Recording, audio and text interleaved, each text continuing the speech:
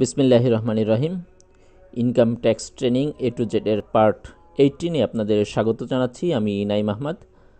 আজকের টিউটোরিয়ালে আমরা কর্পোরেট ট্যাক্সের কয়েকটি গুরুত্বপূর্ণ বিষয় শিখব। গত পর্বেও আমরা কয়েকটি গুরুত্বপূর্ণ বিষয় সম্পর্কে আলোকপাত করেছি। আজকেও দুইটি বিষয় সম্পর্কে আলোকপাত করব আপনাদের কাছে।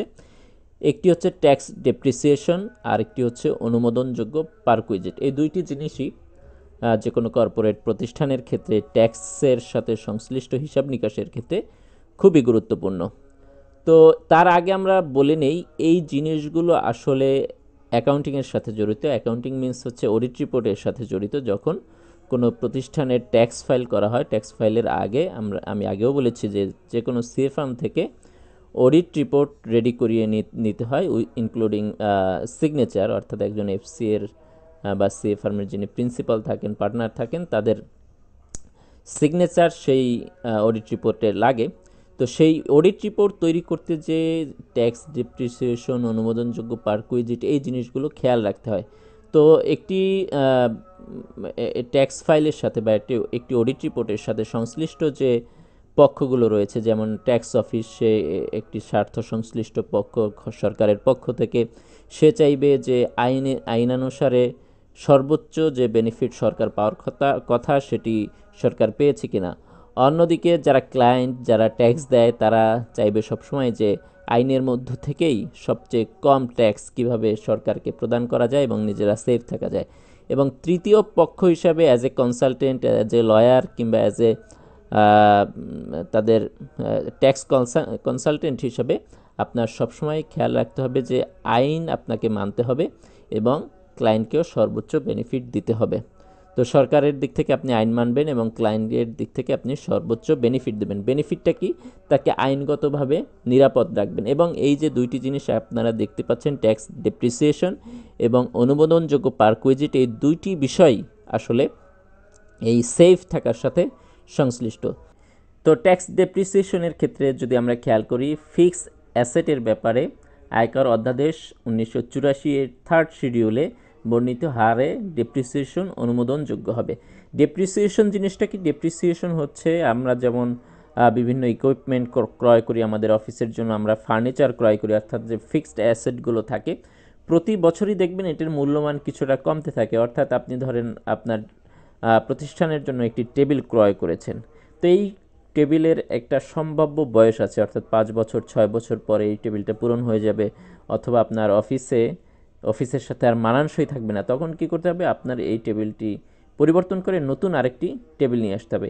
এই যে 5 বছর বা 6 বছর এই টেবিলটার বয়স পাবে, তো সেই সময়কালের সাথে, অর্থাৎ ধরুন একটি টেবিল 100 টাকা দিয়ে আপনি ক্রয় করেছেন, 5 বছর আপনি ধরে নিয়েছেন আনুমানিক যেটা টিকে থাকতে পারে। তখন আপনি যেটা করবেন যে 100 টাকাকে 5 ভাগ করবেন, প্রতি বছরের জন্য 20 টাকা। এই 20 টাকাকে আপনি যে প্রতি বছর মাইনাস করবেন, এটি হচ্ছে ডেপ্রিসিয়েশন। অর্থাৎ আপনি 1 বছর পর চিন্তা করলেন আপনার টেবিলটার দাম আছে এখন 80 টাকা, 2 বছর পরে চিন্তা করলেন 60 টাকা, এভাবে 5 বছর পরে চিন্তা করবেন এই টেবিলটাও আপনার কাছ থেকে মাইনাস হয়ে যাবে এবং এই টাকাটাও মাইনাস হয়ে যাবে, জিরো হয়ে যাবে। তো এই যে বিষয়গুলো, তো এটার ইফেক্টটা কি? যখন আপনি ডেপ্রিসিয়েশন বেশি দেখাবেন তখন আপনার প্রতিষ্ঠানের খরচ বেড়ে যাবে, আর যখন খরচ বেড়ে যাবে তখন আপনার রেভিনিউ কম হবে, এবং রেভিনিউ কম হলে আপনার ট্যাক্স ইফেক্ট কম আসবে, ট্যাক্স লায়াবিলিটি কম আসবে। এই জন্য অনেক প্রতিষ্ঠান হয়তো করে থাকবে যে তারা ইচ্ছা মতো ডেপ্রিসিয়েশন দেখাই দিবে। যত বেশি ডেপ্রিসিয়েশন দেখাবে তার ট্যাক্স লায়াবিলিটি তত কম আসবে। এই সুযোগ যেন প্রতিষ্ঠানগুলো ইচ্ছা মতো না নিতে পারে, অথবা এখানে টেম্পারিং না করতে পারে, 2 নাম্বারই না করতে পারে, এই অসততার সুযোগ বন্ধ করার জন্য আয়কর অধ্যাদেশে কিছু নির্দেশনা দিয়ে দেওয়া হয়েছে। এই ফিক্স অ্যাসেটের ব্যাপারে আয়কর অধ্যাদেশ ইনকাম ট্যাক্স অর্ডিন্যান্স 1984 এর 3rd শিডিউলে হার নির্ধারণ করে দেওয়া হয়েছে। অর্থাৎ আপনি চাইলেই কোনো জিনিসকে 20%, 30%, 40% ডেপ্রিসিয়েশন দেখাতে পারবেন না, বরং যে বাস্তবতার আলোকে যে সকল যেমন আসবাবপত্র খুব দ্রুত ডেপ্রিসিয়েশন হতে পারে, এটা রেটটা বেশি থাকবে। আবার ধরেন আপনি প্ল্যান্ট বসিয়েছেন, ভারী কোনো ইকুইপমেন্ট বসিয়েছেন যেটি আসলে সহজে নষ্ট হয় না বা ক্ষয়িষ্ণু হয় না, সেই ক্ষেত্রে আপনার ডেপ্রিসিয়েশনটা কম দেখানো লাগবে বা হবে। তো সর্বোচ্চ কত দেখানো যাবে সেজন্য আপনারা 3rd শিডিউলটা দেখে নেবেন, যেহেতু এখানে বিস্তারিত ব্যাখ্যা এবং অনেকগুলো কি বলা যায় ডেপ্রিসিয়েশন রেট আছে, এই জন্য এখানে এটা বিস্তারিত আলোচনা করলাম না, কিন্তু আপনারা অবশ্যই এটা দেখে নেবেন এবং এটা গুগল করে আপনারা জেনে নিতে পারবেন। তবে শিক্ষা প্রতিষ্ঠানের ছাত্র, শিক্ষক অথবা ব্যবসায় প্রতিষ্ঠানের কর্মকর্তাদের পরিবহন কাজে ব্যবহৃত বাস বা মিনি বাসের ক্ষেত্রে ট্যাক্স ডেপ্রিসিয়েশনের কোনো লিমিট নেই। কিন্তু ধরেন ঢাকা ইউনিভার্সিটির ছাত্রদের পরিবহনের জন্য লাল বাস বা বাস সার্ভিস তারা দিয়ে থাকে। এই যে বাস, এটা তো যে কোনো মুহূর্তে দুর্ঘটনা হয়ে মানে নষ্ট হয়ে যেতে পারে, কিংবা কোনো প্রতিষ্ঠান লিমিটেড কোম্পানি তাদের কর্মকর্তাদের জন্য অর্থাৎ স্টাফদের জন্য দেখবেন যে বাস সার্ভিস থাকে। এই বাস শুধুমাত্র এই বাস বা মিনি বাসের ক্ষেত্রে ডেপ্রিসিয়েশনের কোনো লিমিট নেই। এমন হতে পারে যে আপনার কোনো দুর্ঘটনার কারণে একই বছরে 5টা গাড়ি, ধরেন 5টা গাড়ি 20 লাখ টাকা দিয়ে, 5টা গাড়ি 50 লাখ টাকা দিয়ে কিনেছেন, কিন্তু এক বছরের মধ্যে 5টা গাড়ি কী হলো, অ্যাক্সিডেন্ট করে নষ্ট হয়ে গেলো সে, তো তখন আপনার ডেপ্রিসিয়েশনটা কত, 50%। কিন্তু নর্মালি এটা অনুমোদন করবে না, কিন্তু যদি পরিবহনের ক্ষেত্রে ব্যবহৃত হয় কর্মকর্তাদের অথবা কোনো শিক্ষা প্রতিষ্ঠানের ছাত্র শিক্ষকদের, তাহলে এই ডেপ্রিসিয়েশনের কোনো লিমিট থাকবে না। তো এরপরে দেখুন অনুমোদনযোগ্য পারকুইজিট।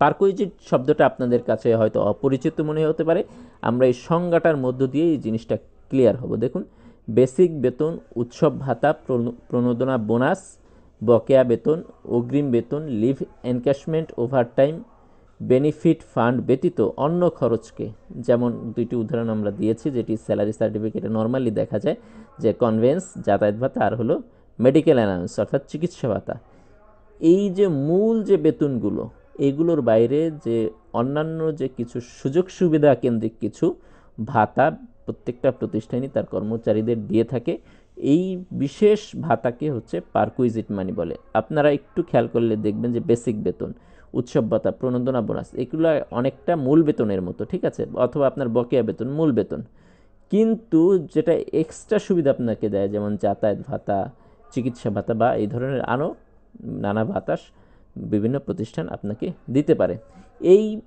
এটার ক্ষেত্রে নিয়ম হচ্ছে এই পারকুইজিট মানি 5.5 লক্ষ টাকার বেশি হতে পারবে না। এইটা লিমিটটা দিয়ে দেওয়া হয়েছে এই কারণে, কোনো প্রতিষ্ঠান ধরুন যে যা স্টাফদের বা কর্মচারীদের যে বেতন ধরা হয়, বেসিক বেতন ধরা যেটা হয়, এইটার উপরে বেস করে অন্যান্য বেতনগুলো পার্সেন্ট আকারে দেওয়া হয়। যেমন আপনি ধরুন আপনারা সহজে যেটা বুঝবেন, যেমন বেসিক বেতন, উৎসব ভাতা, নর্মালি বাংলাদেশের যে 2টা উৎসব ভাতা আছে দুই ঈদের, এটা কীভাবে দেওয়া হয়, কোনো প্রতিষ্ঠান আছে বেসিকের পরিমাণ দেয়, কোনো প্রতিষ্ঠান আছে বেসিকের অর্ধেক দেয় বা তাদের যে নিয়ম অনুসারে। এখন বেসিক যদি বাড়ানো হয় অর্থাৎ কাউকে বেতন বাড়ায় দিবে, এই জন্য যদি বেসিক বাড়ায় দেওয়া হয় তা অটোমেটিক্যালি তার সকল জায়গায় ইফেক্ট পড়ে। আবার একই র্যাঙ্কের একজনকে বাড়াইলে কিন্তু সবাইকে মানে বেতন বাড়াতে হবে। তো এই ঝামেলা থেকে মুক্ত থাকার জন্য অনেক সময় প্রতিষ্ঠান তাদের কর্মচারীদের বিশেষ সুবিধা দেওয়ার জন্য বিশেষ লোককে তখন কি করে, পারকুইজিট মানি দিয়ে দেয়। এই পারকুইজিট মানি যাতে আনলিমিটেড না হতে পারে, অর্থাৎ পারকুইজিট মানি বেশি দিলে তো প্রতিষ্ঠানের খরচ বাড়বে এবং সেক্ষেত্রে ট্যাক্স লায়াবিলিটি কমবে, সেই সুযোগ যাতে না নিতে পারে এই জন্য পারকুইজিট মানির লিমিট হচ্ছে বার্ষিক বছরে 5.5 লক্ষ টাকা, অর্থাৎ কোনো প্রতিষ্ঠান 5.5 লক্ষ টাকার বেশি পারকুইজিট মানি দিতে পারবে না। তবে পারকুইজিট মানি এটা হচ্ছে 5.5 লাখ টাকার বেশি কোনো ব্যক্তিকে আপনি দিতে পারবেন না। তবে কোনো প্রতিষ্ঠানের জন্য সরকারি ওয়েজ বোর্ডের মাধ্যমে গেজেটেড নির্দেশনা আসলে উক্ত কোম্পানি এই নিয়মের বাইরে থাকবে। অর্থাৎ কোনো প্রতিষ্ঠানের জন্য যদি সরকারি যে ওয়েজ বোর্ড আছে, যেমন বাংলাদেশের পত্রিকাগুলো, ডেইলি যে নিউজ পেপারগুলো, এগুলোর ক্ষেত্রে ওয়েজ বোর্ড আছে, তো সেখানে যদি কোনো নির্দেশনা থাকে অথবা সরকার যদি কোনো প্রতিষ্ঠানের জন্য আলাদা কোনো গেজেটেড নির্দেশনা জারি করে, তখন তাদের এই পারকুইজিটের কোনো লিমিট থাকবে না, কিংবা সেখানে যে নির্দেশনা দেওয়া হবে সেটি তারা পালন করবে।